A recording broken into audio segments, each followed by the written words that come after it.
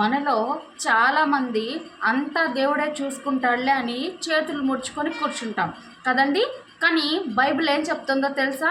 దేవుడు మనకు అవకాశాలు కల్పిస్తాడు, కానీ వాటి కోసం కష్టపడాల్సింది మనమే. విజయానికి బద్ధకానికి ఉన్న లింక్ ఏంటో ఈరోజు ఒక చిన్న కథ ద్వారా తెలుసుకుందాం. ప్రైజ్ ద లార్డ్ అండి అందరికీ. Welcome to my channel faith with ఆశ్రిత. అనగనగా ఒక గ్రామంలో ఇద్దరు స్నేహితులు ఉండేవారు. వాళ్ళే రాము, సోము. ఇద్దరికి ఒకే సైజు పొలాలు ఉండేవన్నమాట. అయితే ఒకరోజు ఇద్దరికి ఒకే రకమైన నాణ్యమైన విత్తనాలు దొరికాయి.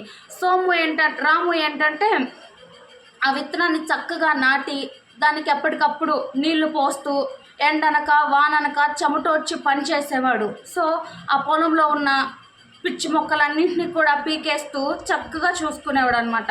అదే సమయంలో సోము ఏంటంటే, అబ్బా ఈరోజు చాలా ఎండగా ఉంది, రేపు చేద్దాంలే, రేపు చూద్దాంలే, దేవుడు ఉన్నాడుగా మన పక్షాన, దేవుడే చూసుకుంటాడులే, మనం ఏం చేయాల్సిన అవసరం లేదులే అని చెట్టు కింద హాయిగా బద్ధకంతో నిద్రపోయేవాడు.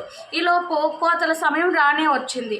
రాము పొలం మాత్రం మంచి బంగారు రంగులో ఉన్న పంటతో దగదగ మెరిసిపోతూ చక్కగా అతని కష్టానికి తగిన ప్రతిఫలం అయితే వచ్చిందనమాట. సో రాము తీసుకెళ్ళి ఆ ధాన్యాన్ని మార్కెట్లో అమ్మితే అతనికి తగ్గట్టు మంచి రాబడితో అతను ధనవంతుడయ్యాడు. అదే సమయంలో సోము ఏంటంటే బద్ధకముగా ఉండేసరికి అతనికి ఉన్న కాస్త పొలం కూడా పిచ్చి మొక్కలతో పాడైపోయింది. సో తన తప్పేంటో తెలుసుకొని గ్రహించి రాము దగ్గరకు వచ్చి బాధపడ్డాడు. సో రాము ఆ సమయంలో ఈ మాట అన్నాడు అనమాట. సామెతల గ్రంథము 10వ అధ్యాయం 4వ వచనంలో ఈ శక్తివంతమైన మాట ఉంటుంది: బద్ధకముగా పనిచేయవాడు దరిద్రుడగును, శ్రద్ధ గలవాడు ఐశ్వర్యవంతుడగును. సో మన జీవితంలో కూడా చాలామంది దేవుడు ఎన్ని అవకాశాలు ఇచ్చినా వాడుకోకుండా, కష్టంతో పని లేకుండా ఏదో సాధించాలని, ఏముందిలే మనం దేవుడిని నమ్ముకున్నాం, మనకు దేవుడే ఉన్నాడు, మనకంతా దేవుడే అని చాలామంది నిర్లక్ష్యంగా వ్యవహరిస్తూ తమ దరిద్రానికి తామే కారణం అవుతూ ఉంటారు. నేటి ఈ రోజుల్లో చూస్తూనే ఉన్నారు కదండి. దేవుడు మనకు అవకాశాలు ఇస్తాడు, కానీ కష్టపడాల్సింది మనమే.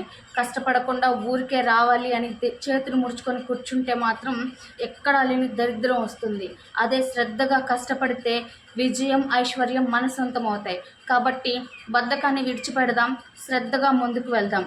నా ఇచ్చిన వాక్యం దేవుడు దీవించునుగాక. Please subscribe to faith with Ashritha. Thanks for watching.